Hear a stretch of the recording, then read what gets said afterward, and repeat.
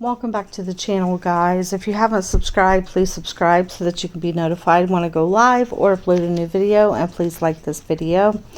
If you've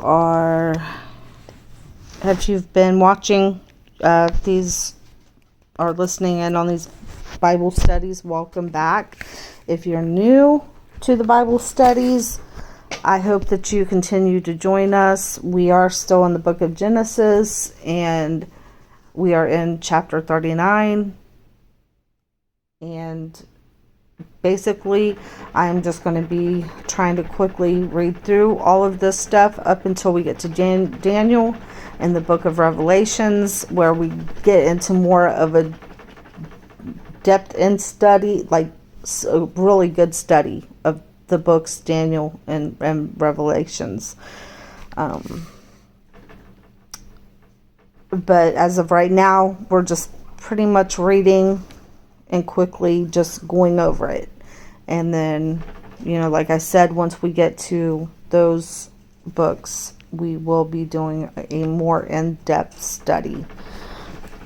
So I hope you guys keep joining, because it's going to get much more interesting. But right now, we're still dealing with the Old Testament. And I feel like in order to understand what's going on, we at least need to go over the Old Testament. Okay, so chapter 39. Now Joseph had been taken down to Egypt, and Potiphar, an officer of Pharaoh, captain of the guard, an Egyptian, bought him from Ishmaelites who had taken him down there. The Lord was with Joseph, and he was a successful man, and he was in the house of his master the Egyptian. And his master saw that the Lord was with him, and that the Lord made all he did to prosper in his hand. So Joseph found favor in his sight and served him. Then he made him overseer of his house, and all that he had he put under his authority. Now, if you guys will remember, let's see. If you remember in our last study, the brothers had out of jealousy, they had their brother taken into captivity. They wanted to kill him because they were so jealous of him, of the love that their father had for him. But one of the brothers stepped in and said, "No, we can't kill him, but we will send him. We'll sell him into captivity." So now we're moving on from this, and now Joseph, he's in Egypt, and he became successful. So now let's read on. So it was from the time that he had made him overseer of his house and all that he had, and the Lord blessed the Egyptian's house for Joseph's sake. And the blessing of the Lord was on all that he had in his house and in the field. Thus he left all that he had in Joseph's hand, and he did not know what he had except for the bread which he ate. Now Joseph was handsome in form and appearance. And it came to pass after these things that his master's wife cast longing eyes on Joseph, and she said, "Lie with me." But he refused and said to his master's wife, "Look, my master does not know what is with me in the house, and he has committed all that he has to my hand. There is no one greater in this house than I, nor has he kept back anything from me but you, because you are his wife. How then can I do this great wickedness and sin against God?" So it was as she spoke to Joseph day by day, that he did not heed her to lie with her or to be with her. But it happened about this time when Joseph went into the house to do his work, and none of the men of the house was inside, that she caught him by his garment, saying, "Lie with me." But he left his garment in her hand and fled and ran outside. And so it was, when she saw that he had left his garment in her hand and fled outside, that she called to the men of her house and spoke to them, saying, "See, he has brought in to us a Hebrew to mock us. He came into me to lie with me, and I cried out with a loud voice.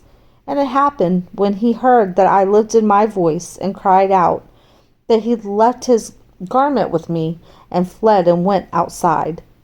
So she kept his garment with her until his master came home.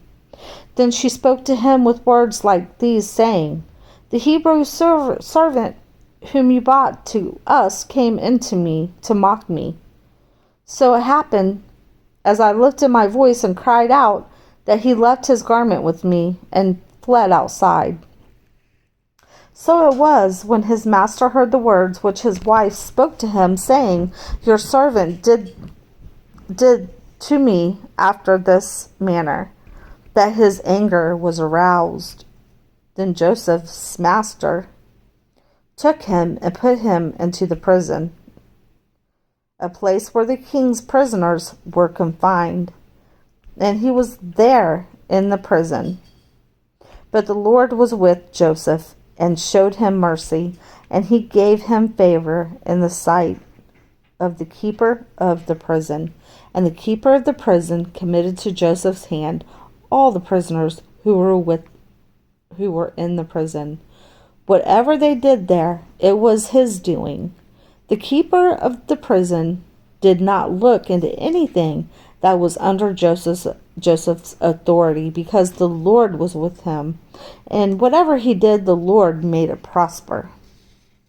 It came to pass after these things, that the butler and the baker of the king of Egypt offended their lord, the king of Egypt.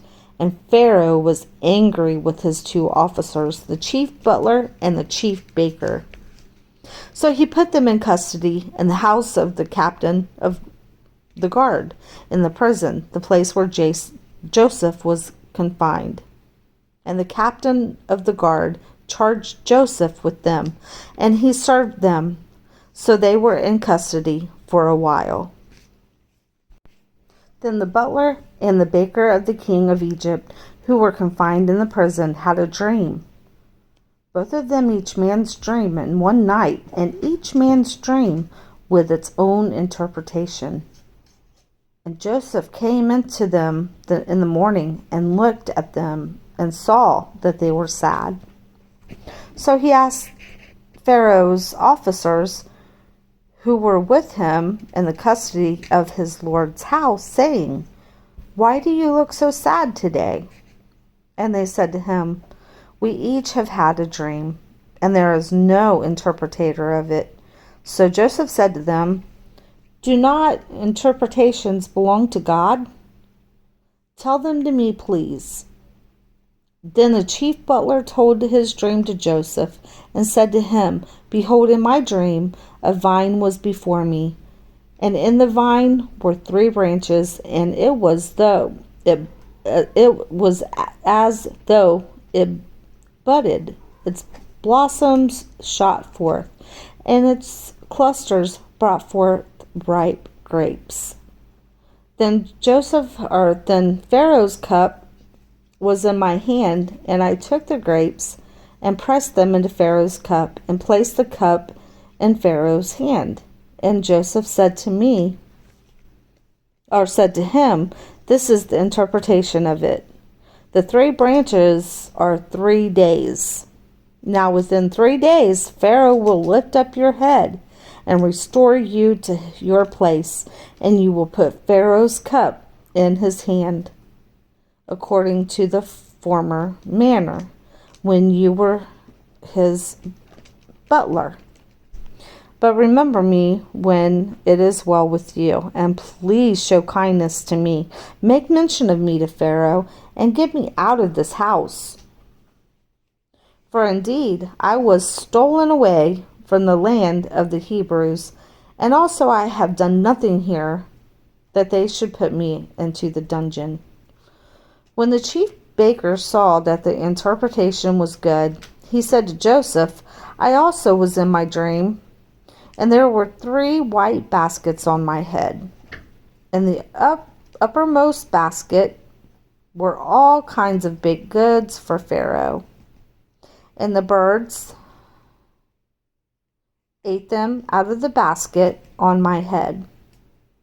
So Joseph answered and said, This is the interpretation of it. The 3 baskets are 3 days.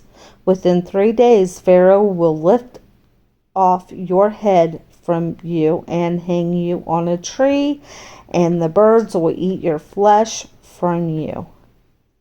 Now it came to pass on the 3rd day, which was Pharaoh's birthday, that he made a feast for all his servants, and he lifted up the head of the chief butler and of the chief baker among his servants. Then he restored the chief butler to his butlership again, and he placed the cup in Pharaoh's hand. But he hanged the chief baker as Joseph had interpreted to them. Yet the chief butler did not remember Joseph, but forgot him.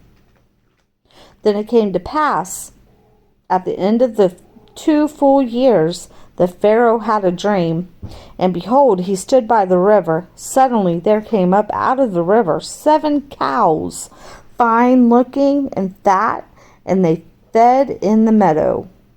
Then behold, 7 other cows came up after them out of the river, ugly and gaunt, and stood by the other cows on the bank of the river.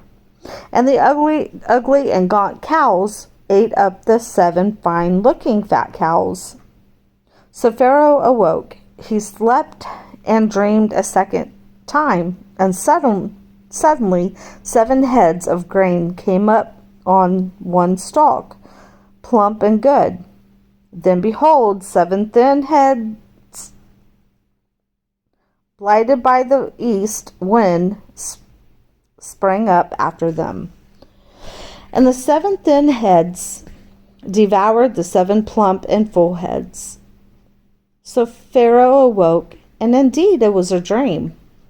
Now it came to pass in the morning that his spirit was troubled, and he sent and called for all the magicians of Egypt, and all its wise men, and Pharaoh told them his dreams.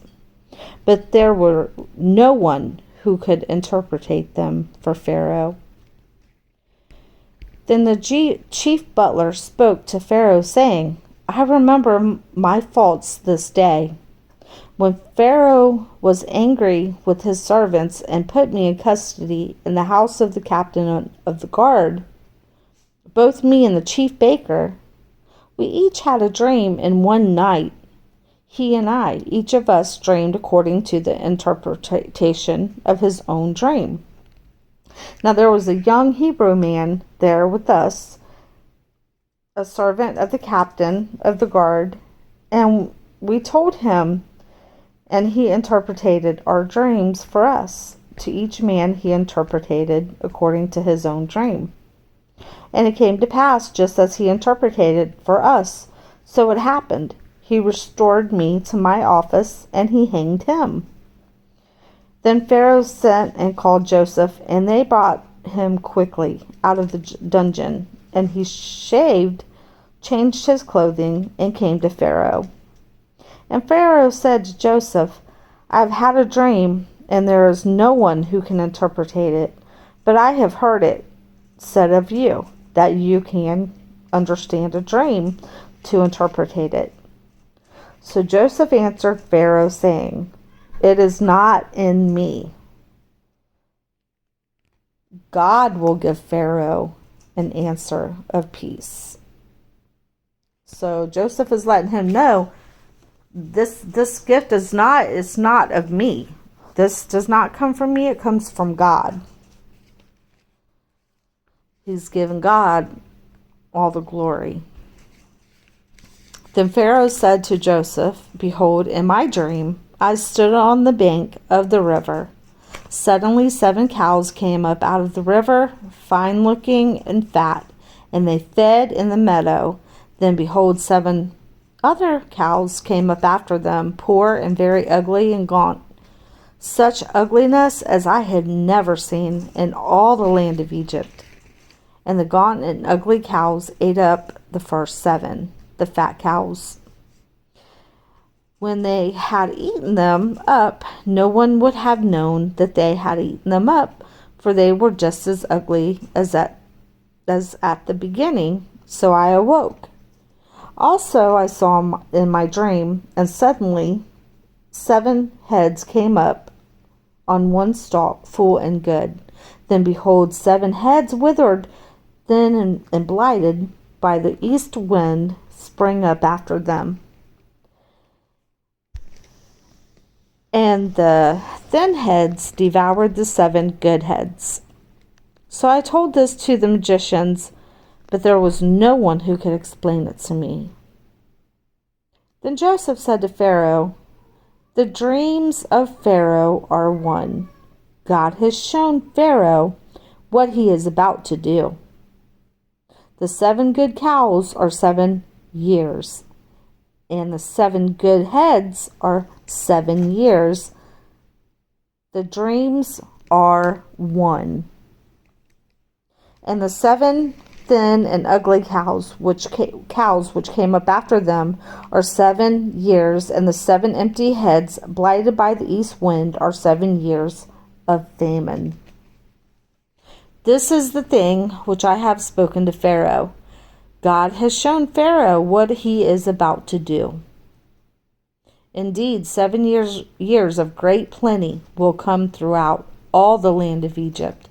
But after them 7 years of famine will arise, and all the plenty will be forgotten in the land of Egypt, and the famine will deplete the land.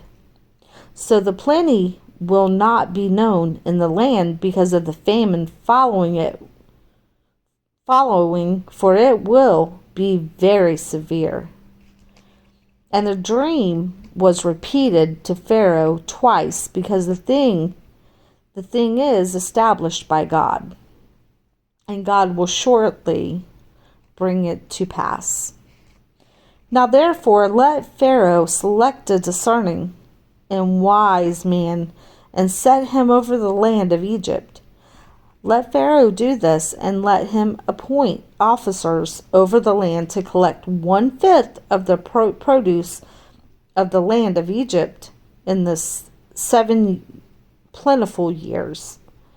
And let them gather all the food of those good years that are coming, and store up grain under the authority of Pharaoh, and let them keep food in the cities. Then that food shall be as a reserve for the land for the 7 years of famine which shall be in the land of Egypt, that the land may not perish during the famine." So the advice was good in the eyes of Pharaoh, and in the eyes of all his servants. And Pharaoh said to his servants, "Can we find such a one as this, a man in whom is the Spirit of God?" So basically, he's telling Pharaoh, you just need to, in the 7 years when you have good crop, save it. Save all, put back, I think it was like 1/5 of all the good. And then you'll have enough for the 7 years of famine, so that the people don't starve. Then Pharaoh said to Joseph, "Inasmuch as God has shown you all this, there is no one as discerning and wise as you. You shall be over my house, and all my people shall be ruled according to your word. Only in regard to the throne which I be greater than you? And Pharaoh said to Joseph, See, I have set you over all the land of Egypt. Then Pharaoh took his signet ring off his hand and put it on Joseph's hand. And he clothed him in garment of fine linen and put a gold chain around his neck. And he had him ride in the second chariot which he had. And they cried out before him, Bow the knee. So he set him over all the land of Egypt. Pharaoh also said to Joseph, I am Pharaoh, and without your consent no man may lift his hand or foot in all the land of Egypt. And Pharaoh called Joseph's name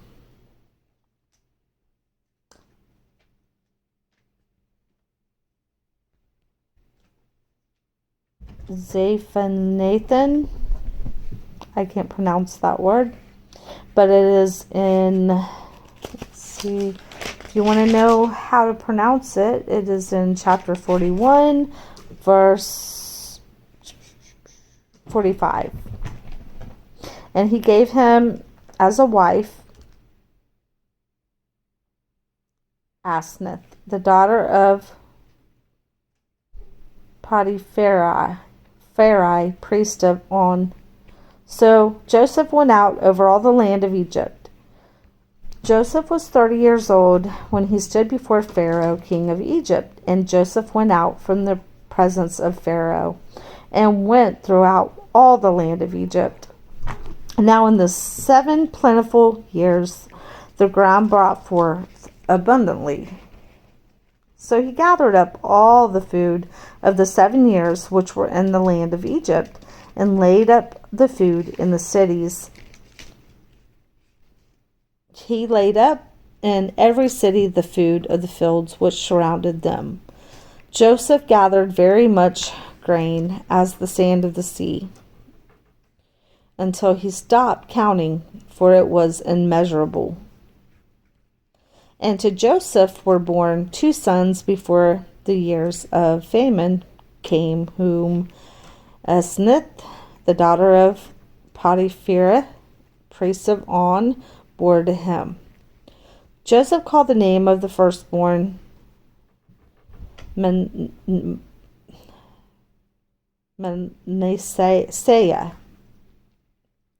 for God has made me forget all my toil in all my father's house. And the name of the second he called Ephraim, for God has caused me to be fruitful in the land of my affliction. Then the 7 years of plenty which were in the land of Egypt ended, and the 7 years of famine began to come. As Joseph had said, the famine was in all lands, and in all the land of Egypt there was bread. So when all the land of Egypt was famished, the people cried to Pharaoh for bread. Then Pharaoh said to all the Egyptians, Go to Joseph. Whoever he says to you, do. Whatever he says to you, do it. The famine was over all the face of the earth, and Joseph opened all the storehouses and sold to the Egyptians. And the famine became severe in the land of Egypt. So all countries came to Joseph in Egypt to buy grain, because the famine was severe in all lands. When Jacob saw that there was grain in Egypt, Jacob said to his sons, Why do you look at one another? And he said, Indeed, I have heard that there is grain in Egypt. Go down to that place and buy for us there, and we may live and not die. So Joseph's 10 brothers went down to buy grain in Egypt. But Jacob did not send Joseph's brother Benjamin with his brothers, for he said, Lest some calamity befall him. And the sons of Israel went to buy grain among those who journeyed, for the famine was in the land of Canaan. Now Joseph was governor over the land, and it was he who sold to all the people of the land. And Joseph's brothers came and bowed down before him with their faces to the earth. Joseph saw his brothers and recognized them, but he acted as a stranger to them and spoke roughly to them. Then he said to them, "Where do you come from?" And they said, "From the land of Canaan, to buy food." So Joseph recognized his brothers, and they did not recognize him. Then Joseph remembered the dream which he had dreamed about them, and said to them, "You are spies. You have come to see the nakedness of the land." And they said to him, "No, my lord, but your servants have come to buy food. We are all one man's sons. We are honest men. Your servants are not spies." But he said to them, "No, but you have come to see the nakedness of the land." And they said, "Your servants are 12 brothers, the sons of one man in the land of Canaan. And in fact, the youngest is with our father today. No one is no more. And one is no more." But Joseph said to them, "It is as I spoke to you, saying, you are spies."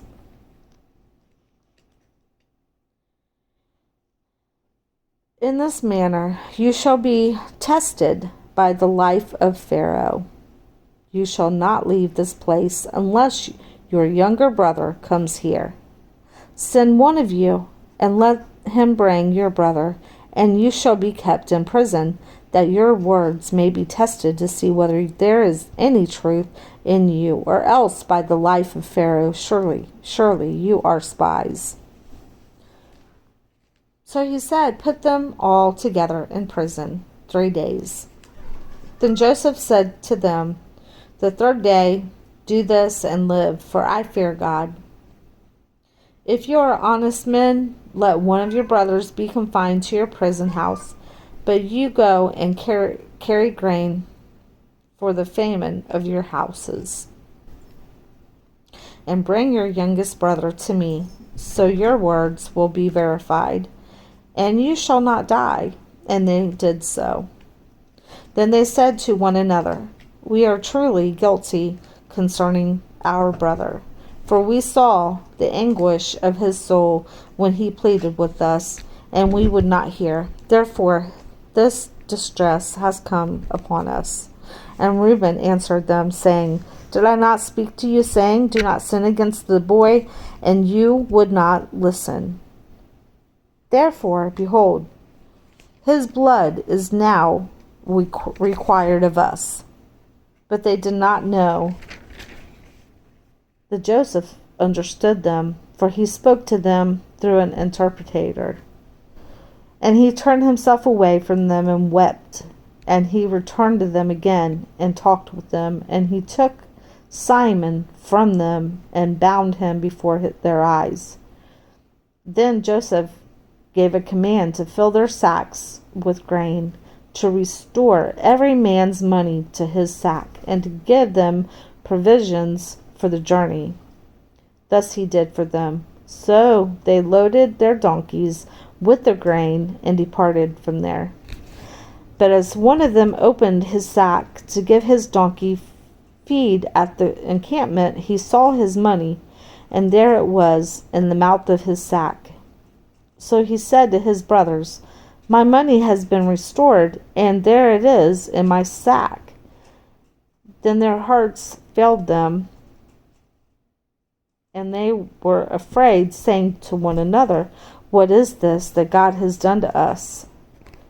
Then they went to Jacob, their father, in the land of Canaan, and told him all that had happened to them, saying, "The man who is Lord of the land spoke roughly to us, and took us for spies of the country. But we said to him, 'We are honest men, we are not spies. We are 12 brothers, sons of our father. One is no more, and the youngest is with our father this day in the land of Canaan.' Then the man, the lord of the country, said to us, by this I will know that you are honest men. Leave one of your brothers here with me. Take food for the famine of your households and be gone.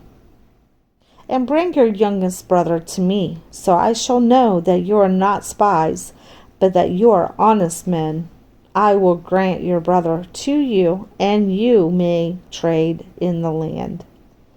Then it happened, as they emptied their sack, that surprisingly each man's bundle of money was in his sack. And when they and their father saw the bundle of money, they were afraid. Because I guess they were trying to take that money to buy grain. And Joseph ended up putting the money back in their sacks. And that scared them. And Jacob, their father, said to them, you have bereaved me. Joseph is no more. Simon is no more. And you want me to take Benjamin? All these things are against me. Then Reuben spoke to his father, saying, kill my 2 sons if I do not bring him back to you. Put him in my hands, and I will bring him back to you. But he said, my son shall not go down with you, for his brother is dead, and he is left alone. If any calamity should befall him along the way in which you go, then you would bring down my gray hair with sorrow to the grave. Now the famine was severe in the land, and it came to pass, when they had eaten up the grain which they had brought from Egypt, that their father said to them, go back, buy us a little food. But Judah spoke to him, saying, the man solemnly warned us, saying, you shall not see my face unless your brother is with you. If you send our brother with us, we will go down and buy you food. But if you will not send him, we will not go down. For the man said to us, you shall not see my face unless your brother is with you. And Israel said, why did you deal so wrongfully with me, as to tell the man whether you had still another brother? But they said, the man asked us pointedly about ourselves and our family, saying, is your father still alive? Have you another brother? And we told him according to these words. Could we possibly have known that he would say, bring your brother down? Then Judah said to Israel, his father, send the lad with me, and we will arise and go, that we may live and not die, both we and you, and also our little ones. I myself will be surely for him. From my hand you shall require him. If I do not bring him back to you and set him before you, then let me bear the blame forever. For if we had not lingered, surely by now we would have returned the second time. And their father Israel said to them, if it must be so, then do this. Take some of the best fruit of the land in your vessels, and carry down a present for the man, a little balm and a little honey, spices and myrrh, pistachio nuts and almonds. Take double money in your hand, and take back in your hand the money that was returned in the mouth of your sack. Perhaps it was an oversight. Take your brother also, and rise, go back to the man. And may God Almighty give you mercy before the man, that he may release your other brother and Benjamin. If I am bereaved, I am bereaved. So the men took that present and Benjamin, and they took double money in their hand, and arose and went down to Egypt, and they stood before Joseph. When Joseph saw Benjamin with them, he said to the steward of the house, "Take these men to my home and slaughter an animal and make ready, for these men will dine with me at noon." Then the man did as Joseph ordered, and the man brought the men into Joseph's house. Now the men were afraid because they were brought into Joseph's house, and they said, "It is because of the money which was returned in our sack. The first time that we are bought in, so that he may make a case against us and seize us to take us as slaves with our donkeys." Then they drew near to the steward of Joseph's house. They talked with him at the door of the house and said, "O sir, we indeed came down the first time to buy food, but it happened when we came to the encampment that we opened our sacks, and there each man's money was in our mouth of his sack, our money in full weight, so we have bought it back in our hand. And we have bought down other money in our hands to buy food. We do not know who put our money in our sacks." But he said, "Peace be with you. Do not be afraid. Your God and the God of your father has given you treasures in your sacks. I had your money." Then he bought Simon out to them. So the man brought the men into Joseph's house and gave them water, and they washed their feet, and he gave their donkeys feed. Then they made the present ready for Joseph's coming at noon, for they heard that they would eat bread there. And when Joseph came home, they brought him the present which was in their hand into the house, and bowed down before him to the earth. Then he asked them about their well-being and said, "Is your father well, the old man of whom you spoke? Is he still alive?" And they answered, "Your servant, our father, is in good health. He is still alive." And they bowed their heads down and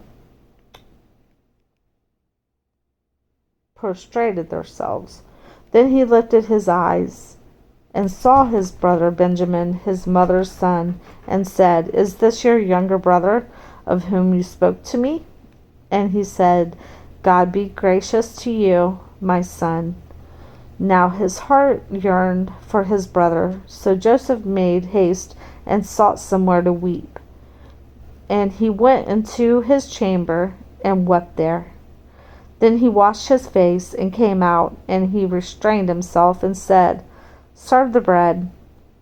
So they set him a place by himself, and them by themselves. And the Egyptians who ate with him by themselves, because the Egyptians could not eat food with the Hebrews, for that is an abomination to the Egyptians. And they set there before him the firstborn according to his birthright, and the youngest according to his youth. And the men looked in astonishment to one another. Then he took servings to them from before him, but Benjamin's serving was 5 times as much as any of theirs. So they drank and were merry with him.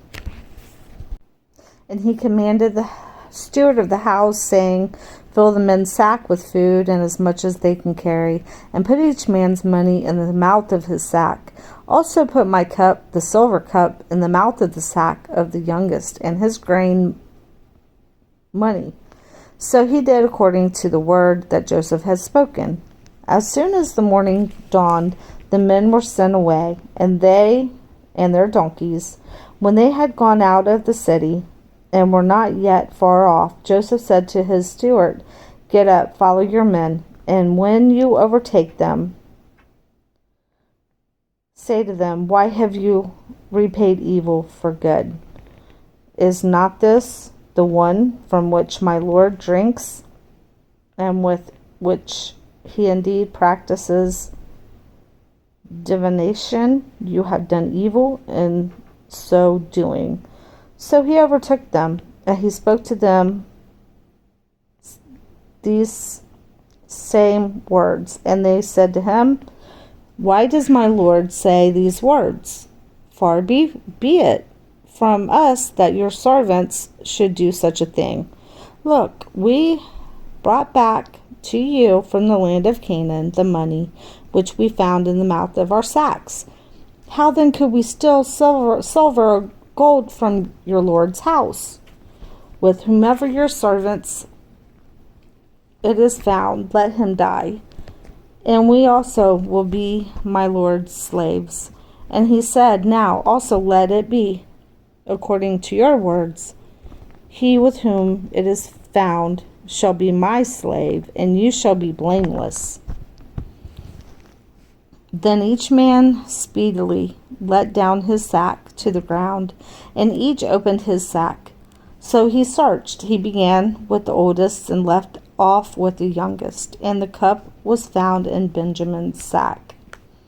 Then they tore their clothes, and each man loaded his donkey and returned to the city. So Judah and his brothers came to Joseph's house, and he was still there, and they fell before him on the ground. And Joseph said to them, "What deed is this you have done? Did you not know that such a man as I can certainly practice divination?" Then Judah said, "What shall we say to my Lord? What shall we speak? Or how shall we clear ourselves? God has found the iniquity of your servants. Here we are, my Lord's slaves, both we and he also with whom the cup was found." But he said, "Far be from me that I should do so. The man in whose hand the cup was found, he shall be my slave. And as for you, go up in peace to your father." Then Judah came near to him and said, "O my Lord, please let your servant speak a word in my Lord's hearing, and do not let your anger burn against your servant, for you are even like Pharaoh." My Lord asked his servant, saying, Have you a father or a brother? And we said to my Lord, "We have a father, an old man, and a child of his old age, who is young, and his brother is dead, and he alone is left of his mother's children, and his father loves him." Then you said to your servants, "Bring him down to me, that I may set my eyes on him." And we said to my Lord, "The lad cannot leave his father, for he should leave his father would die." But you said to your servants, "Unless your youngest brother comes down with you, you shall see my face no more." So it was, when we went up to your servant, my father, that we told him the words of my Lord. And our father said, "Go back and buy us a little food." But we said, "We cannot go down if our youngest brother is with us." Then we will go down, for we may not see the man's face until our youngest brother is with us. Then your servant, my father, said to us, "You know that my wife bore me 2 sons, and the one went out from me, and I said, surely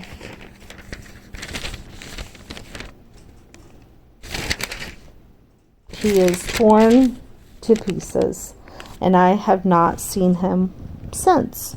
But if you take this one also from me, and calamity befalls him, you shall bring down my gray hair with sorrow to the grave." Now therefore, when I came to your servant my father, the lad is not with us, since his life is bound up in the lad's life, it will happen when he sees that the lad is not with us, that he will die. So your servants will bring down the gray hair of your servant our father with sorrow to the grave. For your servant became surely for the lad to my father, saying, if I do not bring him back to you, then I shall bear the blame before my father forever. Now, therefore, please let your servant remain instead of the lad as a slave to my lord, and let the lad go up with his brothers. For how shall I go up to my father if the lad is not with me? Lest perhaps I see the evil that would come upon my father. Okay, you guys, we are going to end there, and when we come back, we will be on chapter 47. I hope you guys enjoyed that. Now, when we come back and we get back into chapter 47, we are going to find out what happens when the brothers return to the father without the youngest son, and what the father does. And it's an interesting story. So I hope you guys join the next time that we do this study. I hope you guys have a wonderful night. God bless.